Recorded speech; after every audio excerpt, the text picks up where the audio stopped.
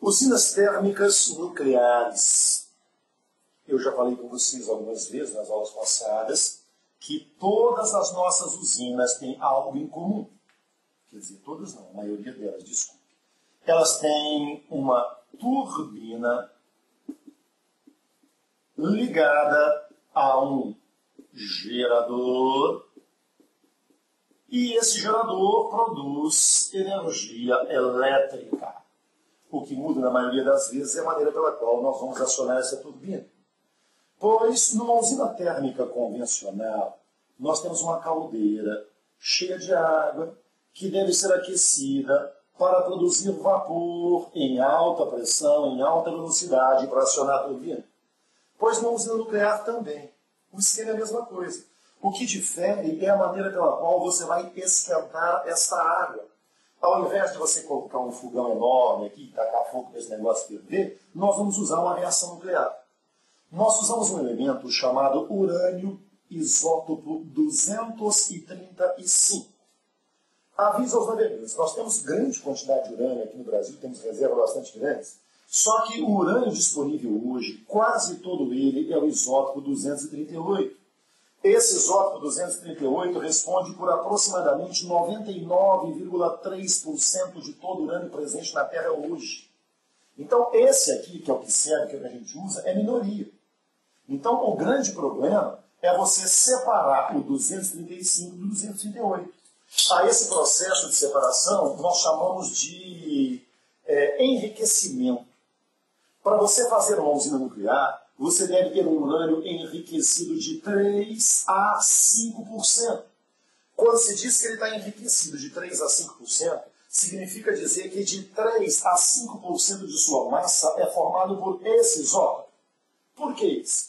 Porque se você jogar um nêutron em cima dele, dá um revertério nele, meu Deus do céu, ele começa a passar mal.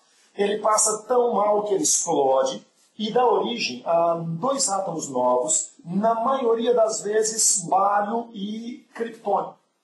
Só que nessa de formar o bário e criptônio, ele emite mais 3 nêutrons. Só que nós temos um pequeno probleminha. O probleminha é o seguinte: se você somar essas massas, você tem uma massa inicial. Se você somar essas massas, você tem uma massa final. E o que acontece, moçada, é que essa massa inicial é maior do que a massa final. Então essa é uma transformação onde desaparece massa. Mas desaparece massa como? Gente, nós temos aquela equação do cidadão chamado Albert Einstein, que diz que E igual a MC2. Então a massa que desaparece aqui, moçada, ela na verdade transformaria em energia. Então isso aqui libera uma enorme quantidade de energia. Grande parte dela, quase a sua totalidade, sob a forma de calor. Esse calor é utilizado para aquecer essa água. Essa água produz vapor sob alta pressão que aciona a turbina. Esse vapor vai, os senhores, para um condensador, onde ele resfria, ele vira água, essa água é armazenada em um depósito, aí existe uma bomba que joga a água para lá novamente e o ciclo se repete. Então isso é uma usina térmica convencional. O que diferencia é a maneira pela qual você esquenta isso aqui. Existem vantagens e existem desvantagens. Como sempre, vamos começar das desvantagens. Uma das grandes desvantagens, uma das maiores, moçada, é que esse processo aqui, depois que começou, não tem mais, digamos, jeito de você desligar. Ah, cansei, não quero brincar mais disso não. Onde é que desliga? A gente não desliga. Depois que esse processo começa, você não tem mais condições de parar. Ele só para na hora que esse urânio aqui acabar. Você consegue controlar a reação, deixando-a mais rápida ou menos rápida? Como é que funciona? Funciona mais ou menos assim. Você tem um material físsil. O material físsil é urânio enriquecido de 3 a 5%. Aí, nós temos ali dentro um elemento que é o chamado elemento moderador. Na maioria das vezes, esse elemento costuma ser barras de bário. Por que elemento moderador? Porque esses 3 nêutrons que são liberados aqui são muito rápidos. E o nêutron rápido ele tem muita dificuldade em reagir com outro nêutron. Então, colocando esse elemento moderador, ele entra aqui, vai quicando, vai sofrendo diversas colisões, ele entra em alta velocidade e sai em baixa velocidade. Quando ele sai em baixa velocidade, ele tem uma capacidade muito maior de encontrar um outro urânio e dar prosseguimento à reação. Aí nós temos também uma barra de controle. Essa barra de controle, na maioria das vezes, é feita de grafite, você pode colocar aqui no meio. E o grafite, ó, moçada, é um material que tem uma capacidade de absorver nêutrons bastante grande. Então, quando você coloca grafite, ele costuma absorver uma grande parte dos nêutrons, mas não todos. Então, se a reação está indo depressa demais, você coloca grafite, que ela vai mais lentamente. Se está indo muito rapidamente, mas muito lentamente, você tira grafite, que ela vai mais rápida. Então, você tem um controle aí, pelo menos razoável, sobre a velocidade da reação. Mas você não tem a capacidade de desligar. Então, o problema disso aqui, o grande problema, é o chamado sistema de resfriamento. Isso produz calor e não para nunca de produzir calor. Se de repente você não consegue resfriar, esse material físsil produz uma quantidade de calor tão grande que ele derrete. Ele derrete o recipiente que contém, derrete chão, derrete concreto, derrete tudo. Nessa dele derreter, moçada, essa água que é carregada de radioatividade é liberada na atmosfera sob a forma de vapor. Foi o que aconteceu em Chernobyl. Nós tivemos uma enorme quantidade de vapor radioativo jogado na atmosfera. Os ventos dominantes esparramaram esse vapor e contaminaram uma grande região lá da Bielorrússia. Então existem regiões lá até hoje, a moçadinha, onde não se pode frequentar. Nada que vem de lá pode ser consumido, nada pode ser, nada pode ser aproveitado daquela região por causa dos altos teores de radiação. O que aconteceu em Fukushima? Aconteceu uma série de acidentes, a moçadinha, que de repente falhou o processo de refrigeração. Você deve se lembrar de ter visto na TV que tinha avião jogando água, helicóptero jogando água, navio jogando água, todo mundo jogando água para manter esse negócio refrigerado. Não houve explosão, não aconteceu nada, não houve grande vazamento radiativo, mas houve um vazamento de água radiativa através do subsolo. Aliás, recentemente foi detectado um outro vazamento. E eu não sei se você ficou sabendo como é que eles fizeram para prevenir esse vazamento. Estava vazando água radiativa pelo lençol freático. Então eles congelaram o lençol para segurar aquilo ali. Então é um negócio meio perigoso. E aí a gente pensa, aqui no Brasil, né, vai fazer um negócio desse. Vai botar um Zé Mané para tomar conta. Se o japonês que é japonês não deu conta de cuidar disso aqui, a gente fica meio preocupado, né, gente? Mas vamos lá. Então, essas são as desvantagens. Tá? É o risco que isso aqui oferece de um acidente muito grave. Outra desvantagem é que isso aqui produz rejeitos que são radiativos, rejeitos perigosos. Tudo bem, são quantidades pequenas, mas são coisas muito perigosas. Agora, tem muitas vantagens também. Você produz uma enorme quantidade de energia a partir de uma mínima quantidade de combustíveis. Segunda vantagem, o Brasil tem urânio. Terceiro, o Brasil domina o ciclo do enriquecimento do urânio. Quarta vantagem, isso aqui não é absolutamente poluente. Tudo bem, existem os rejeitos radiativos, tá? Você tem que tomar cuidado com isso aqui. Mas se você tomar cuidado, se bem cuidado, moçada, isso aqui não produz CO2. Isso aqui não tem impacto ambiental nenhum. Isso aqui pode ser feito em praticamente qualquer lugar. Então, as vantagens também dão o que pensar. Mas, será que vale o risco? A gente fica meio preocupado, né?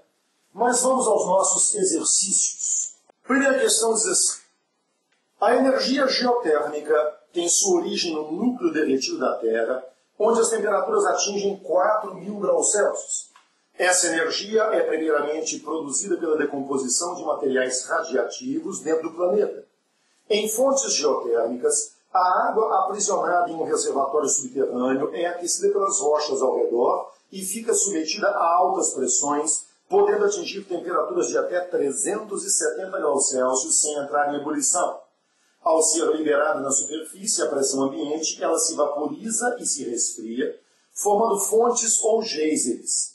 O vapor dos poços geotérmicos é separado da água e é utilizado no funcionamento de turbinas para gerar eletricidade. A água quente pode ser utilizada para aquecimento direto ou em usinas de dessalinização. Depreende-se das informações acima que usinas geotérmicas. Letra A.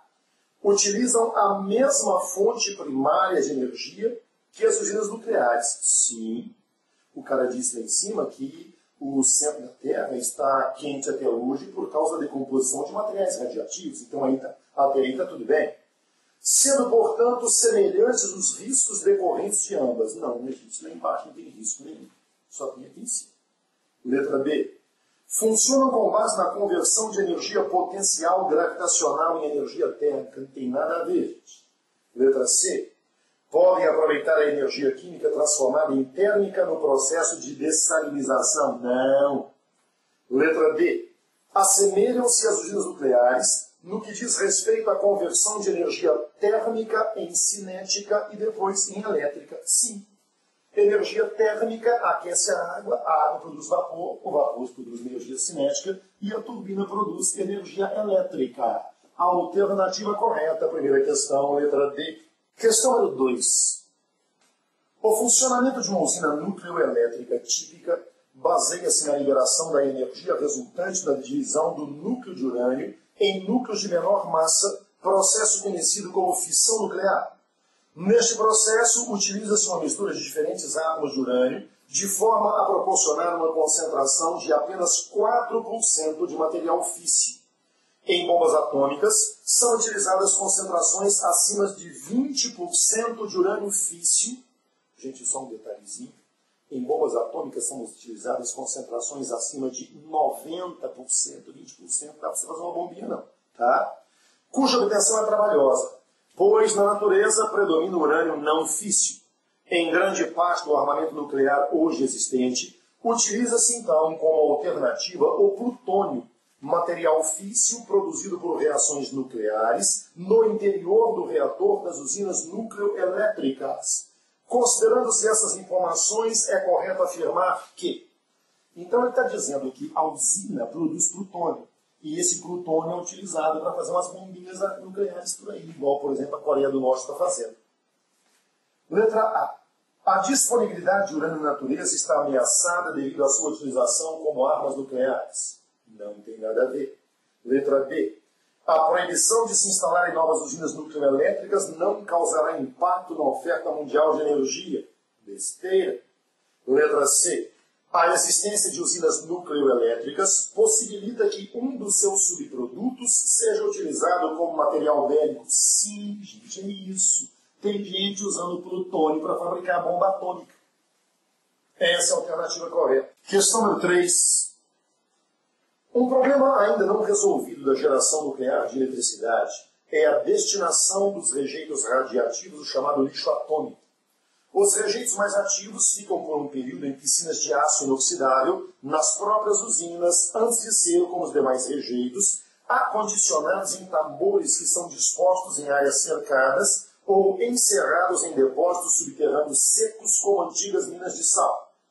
A complexidade do problema do lixo atômico, comparativamente a de outros lixos com substâncias tóxicas, se deve ao fato de, letra A, emitir radiações nocivas por milhares de anos em um processo que não tem como ser interrompido artificialmente. Sim, é isso aí. O grande problema do lixo atômico é que a meia-vida dele costuma ser muito grande. Existem ali elementos com meia-vida de 50 mil anos. Então esse negócio vai levar 200 mil, 300 mil anos até perder a sua radioatividade. Isso é muito perigoso. Questão número 4. O debate em torno da energia nuclear para a produção de eletricidade permanece atual. Em um encontro internacional para a discussão desse tema, foram colocados os seguintes argumentos. Primeiro, uma grande vantagem das usinas nucleares é o fato de não contribuírem para o aumento do efeito estufa, uma vez que o urânio utilizado como combustível não é queimado, mas sofre fissão. Sim, isso é uma grande verdade. Não produz nada de CO2. 2. Ainda que sejam raros os acidentes com usinas nucleares, seus efeitos podem ser tão graves que essa alternativa de geração de eletricidade não nos permite ficar tranquilos. Sim, também é verdade. A respeito desses argumentos, pode-se afirmar que, letra A, o primeiro é válido e o segundo não, já que nunca ocorreram acidentes com usinas nucleares. Besteira, né, gente? Olha aí, Chernobyl e Fukushima. Letra B, o segundo é válido e o primeiro não, pois, de fato, a queima de combustível na geração nuclear de eletricidade não é uma queima, a fissão. Letra C, o segundo é válido, o primeiro é irrelevante, pois nenhuma forma de gerar eletricidade produz gases do efeito de estufa. Claro que produz, gente, nas termoelétricas se produz um montão de CO2. Letra D, ambos são válidos para se compararem vantagens e riscos na opção por essa forma de geração de energia. Sim, esta é a alternativa correta. Questão 4, letra D. Então, esse vapor aciona a turbina.